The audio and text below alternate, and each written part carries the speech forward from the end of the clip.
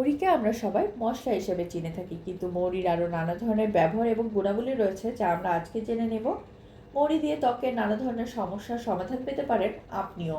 মৌরিতে রয়েছে আয়রন, তামা, দস্তা, ক্যালসিয়াম এবং অ্যান্টিঅক্সিডেন্ট, যা ত্বকের জন্য খুবই উপকারী। মৌরি ত্বকে প্রয়োগ করলে ব্রণ, স্কিন ড্যামেজ, দাগ, বলিরেখার সমস্যার সমাধান হয়। মৌরি হজম শক্তি বাড়ায়, গ্যাস ও বদহজম কমায়। খাওয়ার পর 1 চা চামচ মৌরি চিবিয়ে খেলে আরাম পাওয়া যায়। পেটের সংক্রমণ রোধ করে মৌরি। মৌরিতে রয়েছে অ্যান্টি ব্যাকটেরিয়াল উপাদান। মৌরি প্রাকৃতিক মাউথ ফ্রেশনার হিসেবে কাজ করে। এটি মুখের দুর্গন্ধ দূর করে এবং মুখকে সতেজ রাখে। কোলেস্টেরলের মাত্রা নিয়ন্ত্রণ করে, রক্তের চাপ বজায় রাখে, রক্ত পরিশোধন করে।